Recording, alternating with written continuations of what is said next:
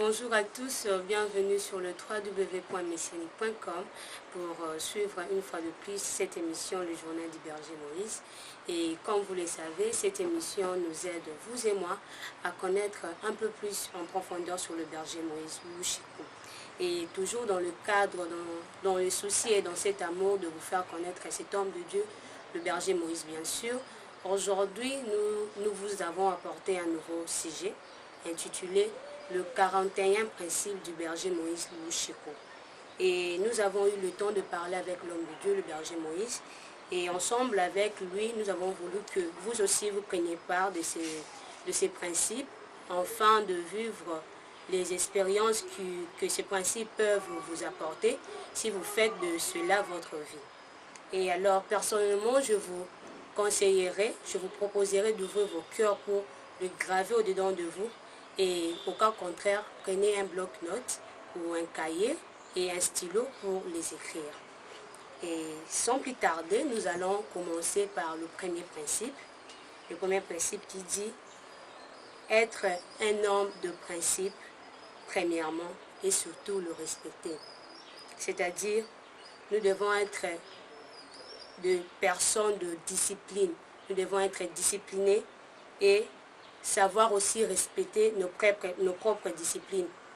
Et le deuxième principe, ne pas perdre son premier amour pour Dieu.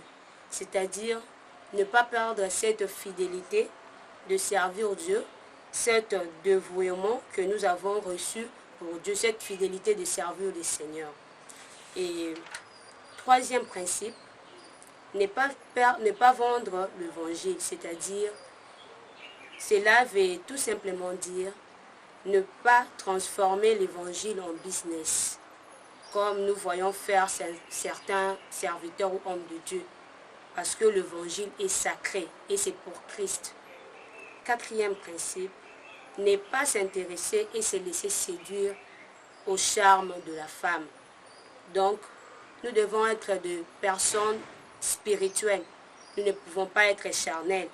Parce que être charnel, ça pourrait nous conduire à l'erreur.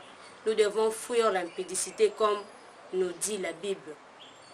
Cinquième principe, toujours faire l'honneur du Seigneur. Combler le vide que certains serviteurs ont laissé. C'est-à-dire, quelle que soit la chose ou la recommandation de Dieu, que ça te plaise ou pas, tu dois le faire. Tu dois d'abord l'obéir et l'exécuter. Parce que nous devons toujours faire l'honneur et la gloire du Seigneur. Que le oui de ton Dieu reste oui et que le non de ton Dieu reste non. Toujours obéir à la recommandation de Dieu. Sixième principe, vivre dans la transparence. C'est-à-dire éviter l'hypocrisie et être intègre dans sa marche et dans sa conduite. Vivre dans la volonté divine, vivre dans la droiture, être juste au devant de Dieu. Septième principe, toujours dire la vérité, être franc, être juste, être clair devant Dieu et devant les hommes. Et surtout éviter le mensonge. Parce que c'est le diable, le père du mensonge. Et parce que nous sommes des chrétiens, parce que nous sommes appelés à servir Dieu, nous devons faire toutes choses comme Christ. Donc au devant de Dieu, nous devons être parfaits.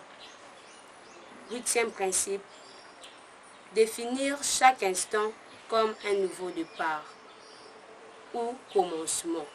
C'est-à-dire, quand j'atteins un niveau ou une étape, je dois considérer cette étape ou ce niveau un point de départ.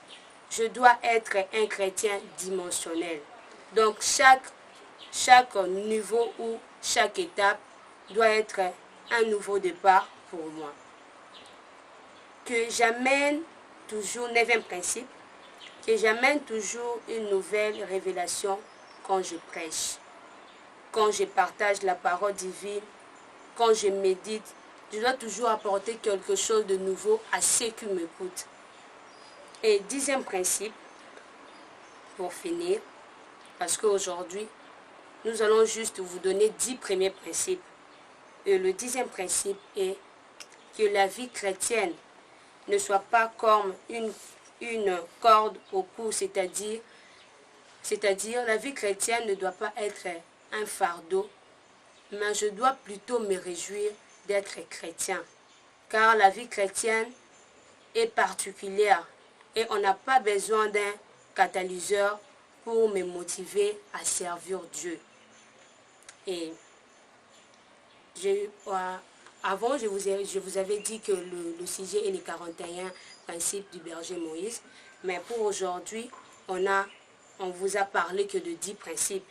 Et voilà les 10 premiers principes que je viens de vous donner. Et j'aimerais que chacun de nous, que tout celui qui a écouté ces 10 principes, que ça ne reste pas seulement écrit sur le papier ou sur les cahiers, mais que nous les mettons aussi en principe, parce que moi je crois que c'est important. Et parce que je suis là avec le berger Moïse. Bonjour berger. Bonjour Naomi. Berger Moïse, souvent dans la vie, quand une personne arrive jusqu'au point de se donner des règles ou de discipline, même des principes, cela est dit probablement à une circonstance ou certaines difficultés de la vie. Est-ce le cas aussi pour vous, ou soit vos principes viennent d'une origine particulière? Parce que je ne pense pas que ça pourrait venir de nulle part. Merci, ça ne peut pas venir de nulle part. Et ce que tu viens de dire est réel. On prend des principes à partir d'une circonstance quelconque, tout à fait. Alors, la circonstance ou les circonstances qui m'ont poussé à avoir tous ces 41 principes, mais présentement dans cette émission, nous allons partager sur mes 10 premiers principes, Oui. sur le 41. Oui. Alors, j'ai eu ces principes d'abord en 1986, et c'est là que j'ai commencé à appliquer ces principes. Pourquoi je les ai eus et c'était pendant quelles circonstances? Quand je me suis rendu compte que beaucoup de pasteurs, beaucoup de chrétiens ont donné une mauvaise image de la chrétienté.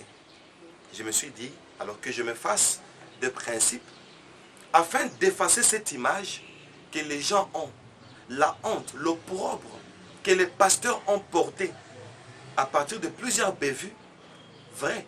Alors je me suis dit, bon, moi je dois me faire une exception. Et au nom de cette exception, j'aimerais lancer un défi en me donnant des principes. Et voilà comment ces principes sont venus. Première réponse. Deuxième réponse. Pourquoi je me suis retrouvé dans les principes? Parce que je me suis rendu compte que à notre génération, Dieu semble se taire. Il y a le silence de Dieu. Aussi, les dons que nous sommes en train de voir par rapport à l'église primitive, par rapport même à l'Ancien Testament, les manifestations de Dieu ne sont plus comme à notre époque. Je me suis rendu compte que les gens semblent forcer les choses de Dieu. Autant, c'est donner une discipline que moi j'appelle principe, afin d'atteindre une dimension, comme tu viens de le dire. Notre Dieu, c'est un Dieu dimensionnel. Et voilà les raisons qui m'ont poussé à m'établir des principes. Est-ce que ces 10 premiers principes, dans votre vie, vous avez toujours eu le temps ou l'occasion de le respecter, ou bien ça vous arrivait de fois d'oublier vos propres principes?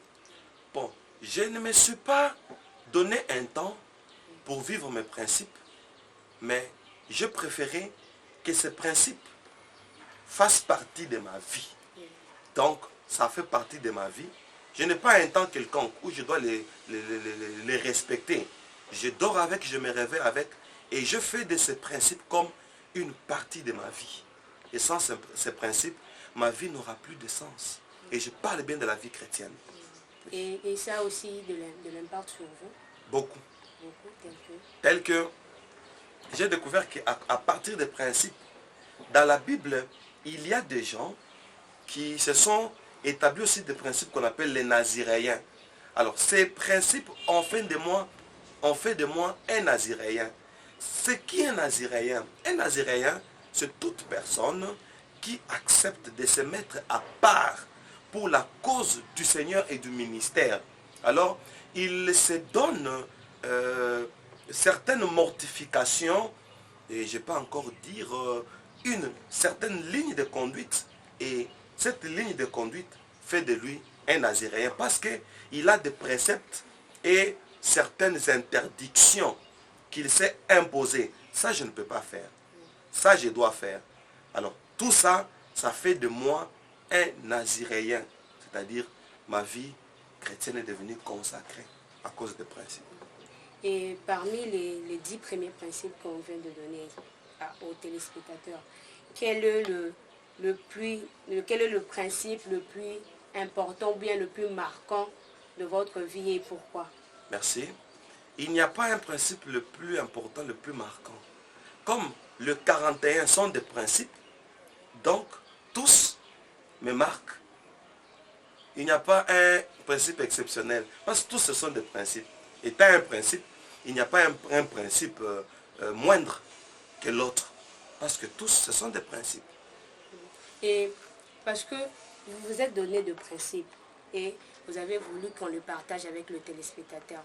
Et si une personne s'est dit, moi je ne veux pas marcher selon le principe, je ne veux pas travailler avec le principe, mais est-ce qu'il y a une désavantage à cause de ça? Ou si nous marchons selon le principe, qu'est-ce que nous allons bénéficier en retour? Merci. Je prends un exemple avec l'ingénieur qui est derrière la caméra. Vous voyez cette baffle de l'ordinateur? Vous voyez ça? Oui. Ça, quelle position? C'est debout. C'est debout. J'ai un stylo. Je vais le placer debout comme la baffle. Qu'est-ce que tu remarques? Que ça tombe. Ça. Pourquoi l'autre ne tombe pas? Je crois que parce qu'il est, comment dirais-je? Ça a une base. Oui. Cette base lui donne la possibilité de se maintenir. Oui.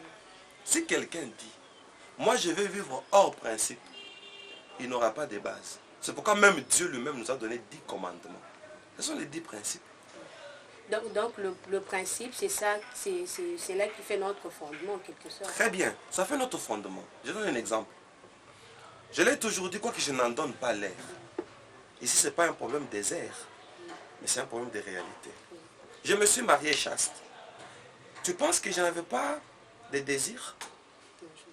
J'en avais, parce que je suis un être humain. Je me suis marié chaste. Pourquoi? Parce que chaque fois qu'une femme avait tendance à m'emporter dans ce charme, comme j'ai même parlé des charmes de la femme, je ne sais pas si tu y arriveras, je ne sais pas si tu vas parler de ça. Alors chaque fois que mon esprit avait tendance à être gangréné, qu'est-ce que je me disais? Non, je ne peux pas laisser mon esprit être corrompu. Pourquoi? Parce que j'ai un principe. Donc ça m'a servi de base, c'est important. Et puis, j'aimerais encore savoir, parmi les 10 principes que vous venez de donner, oui, le premier principe. Parmi les 10 premiers, oui. Est-ce que tous les 10 premiers, nous devons toujours marcher avec ça? Ou c'est selon tes affaires, ou selon tes temps, tu peux respecter 5, ou bien tu peux respecter 8, tu laisses les 2 autres là? Bon. En tout cas, c'est difficile que je dise aux gens de respecter mes principes que tu viens de donner. Ce que tu as fait, c'est la lecture de mes principes. Oui. Alors, si quelqu'un trouve qu'il veut aussi être le modèle de Moïse, il copie les tout. Tu sais, dans la Bible, Dieu parle de l'agneau pascal. Il dit, on doit les manger entiers et l'intérieur. C'est-à-dire, on mange l'agneau, la tête, le pied, les sabots, il faut les broyer.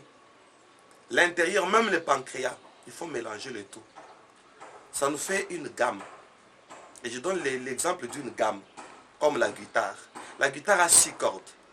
Et quand vous les accordez, ça vous donne une gamme. Et le son devient complet. Donc les principes doivent se vivre tous. Et le tout donne la totalité et vous devenez complet dans le principe que vous êtes établi. Donc il faut vivre les tout. Et berger, j'ai encore une question par rapport au 9e principe. Qui dit Que j'amène toujours une nouvelle révélation que j'apporte toujours du nouveau quand je prêche ou quand je parle que j'amène toujours du nouveau à ceux qui m'écoutent quand je parle de la parole de Dieu ou bien quand je prêche. Oui. Mais quelqu'un peut se dire comment je peux apporter du nouveau. Merci. Je donne un exemple. Il y a des gens qui ont marqué leur génération. Nous rentrons au temps jadis.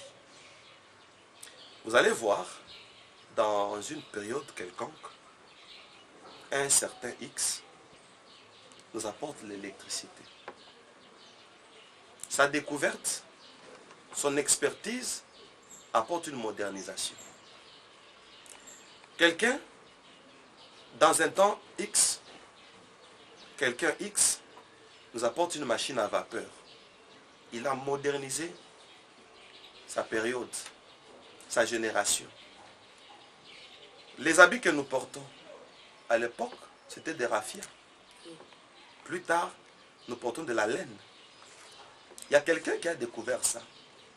Il y a beaucoup d'aspects de la vie où vous allez vous rendre compte que quelqu'un a découvert et il a fait avancer son monde. Et moi, je me suis donné ce principe. Je me suis dit, bon, je suis prédicateur. Je suis pasteur. Qu'est-ce que j'apporte comme révélation pour dire à ceux de ma génération, par exemple, quelle est la vraie réalité sur l'écriture que Jésus écrivait sur la terre? On n'a pas dit ça. La femme de Caïn, d'où elle venait? On n'a pas dit ça. Et moi, j'aime des choses pareilles.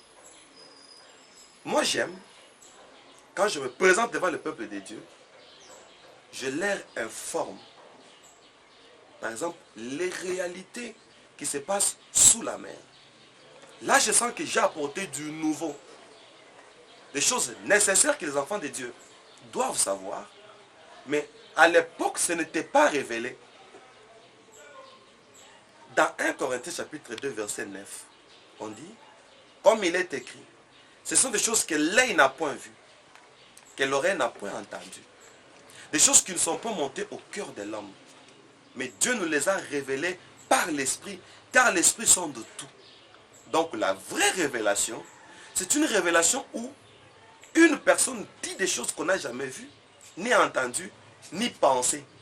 Mais quelqu'un qui n'a pas vu ça, qui n'a pas entendu ça, qui n'a pas pensé à ça. Parce qu'il y a un frère qui m'a posé la question, des révélations que tu donnes, dis-moi, c'est pas peut-être un rêve? Est-ce que c'est réellement une manifestation de Dieu? Je lui ai dit c'était un rêve, mais alors c'est un long rêve. Parce que nous n'avons que 8 heures de sommeil. Et des choses que moi j'ai vues, même derrière toi, tu vois, tout ça, ce sont des choses non révélées. Tout ça, tout ce que les internautes sont en train de vivre, d'entendre, je vais te dire, dans mon tiroir ici, parce que mes jambes empêchent d'ouvrir les tiroirs, il y a des choses, des révélations. Et si c'est seulement un rêve, donc la nuit là avait combien d'heures? Donc pour dire que la vraie révélation consiste à dire des choses dont on n'y a même pas pensé. Et Dieu nous révèle comme ça. Et moi j'aime ça. Je donne un exemple. Quand Jésus dit au temps de la fin, priez pour que votre fuite n'arrive pas ni en hiver, ni les jours du sabbat. Qu'est-ce que le Seigneur veut dire? Parce que les jours du sabbat, c'était le 7e jour. Alors, quand il dit ça, qu'est-ce qu'il veut prophétiser? Moi, j'aime des choses pareilles. Les passages les plus difficiles. J'aime que mon Dieu m'inspire. Et ça fait partie de mon principe. Quand je me présente devant les gens, ce n'est pas que j'ai lu dans un livre. Je suis allé sur Internet, j'ai servi, j'ai trouvé des prédications et je viens donner. C'est pas mal. Timothée a prêché Paul. Timothée a été formé par Paul. Paul lui a dit, garde les dépôts. Mais pour mon cas, Paul dit, l'évangile que j'ai annoncé, je ne l'ai ni appris, ni reçu d'un homme, mais par une révélation de Jésus-Christ. C'est ça, là où je voudrais citer.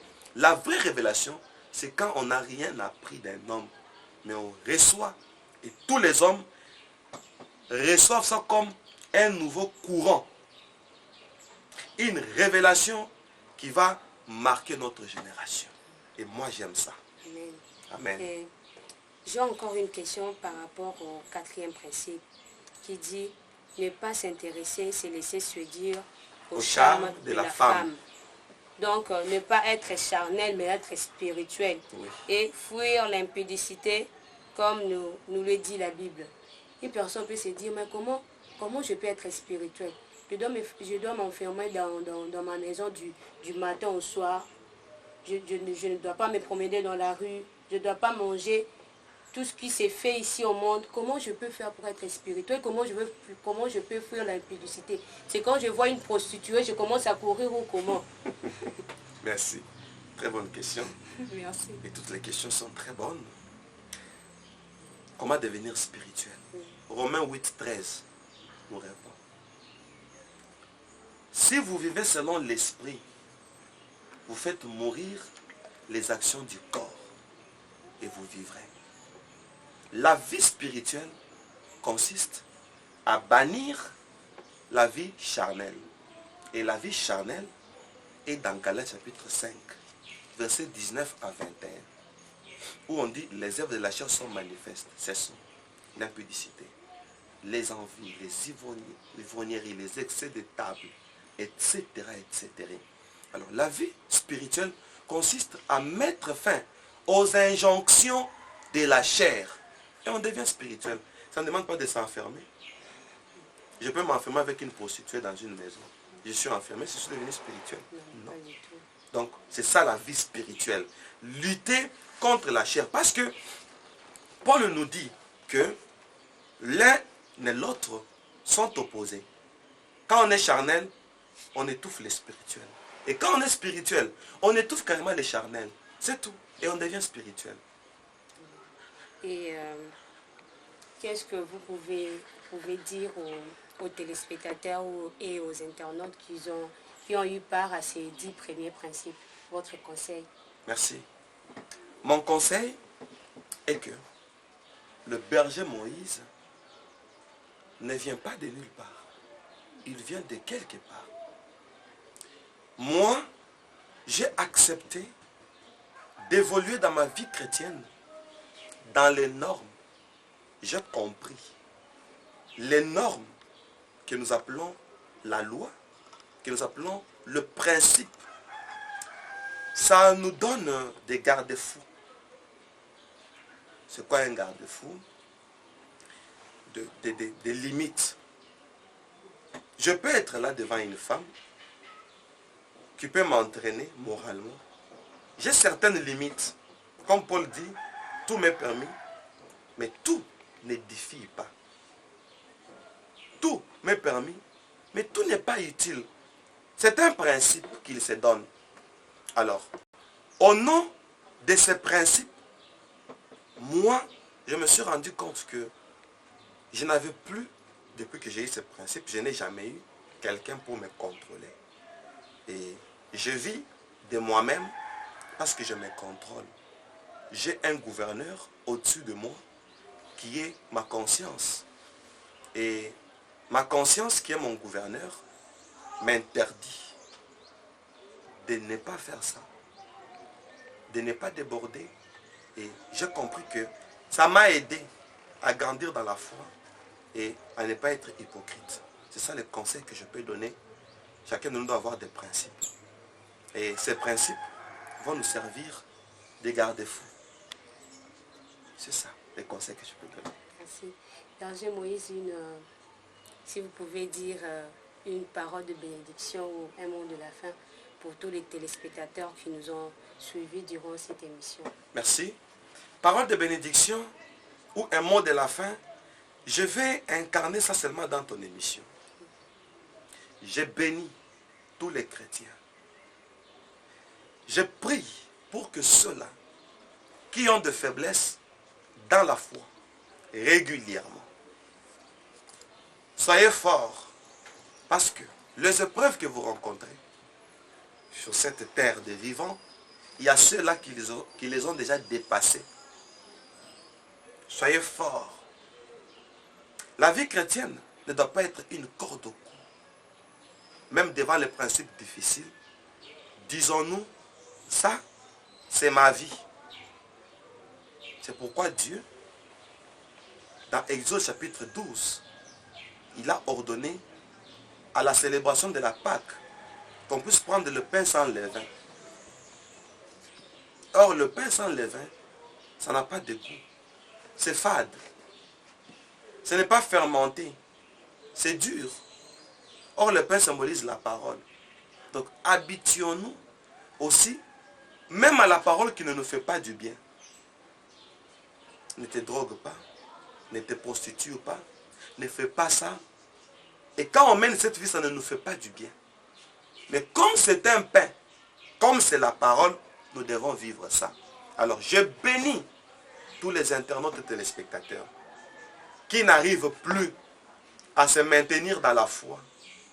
Ma parole de bénédiction est que Dieu, le Dieu des cieux, fasse de vous aussi un Naziréen, une Naziréenne, c'est-à-dire les eunuques de Dieu, c'est-à-dire les gens qui se privent pour Dieu. C'est possible. Recevez cette dimension, cette capacité de vous contenir, de vous maîtriser et de vous dominer vous-même. Et au niveau de votre subconscient, recevez une conscience éclairée par le Saint-Esprit pour que vous ne puissiez pas faire n'importe quoi. Que c'est Dieu que nous servons, le Seigneur Jésus-Christ, vous fortifie. Au nom de Jésus-Christ, Amen. Amen. Et voilà, nous sommes arrivés à la fin de notre émission. Vous étiez sur le www.messianique.com pour suivre une fois de plus cette émission, le journal du berger Moïse. Aujourd'hui, notre thème était le 41 principes du berger Moïse. Et nous avons parlé sur le 10 premiers, ça nous reste encore 31 principes à parler sur ça. Alors ne manquez pas ça. Et je vous remercie de nous avoir suivis une fois de plus. Au revoir et que mon Seigneur vous bénisse.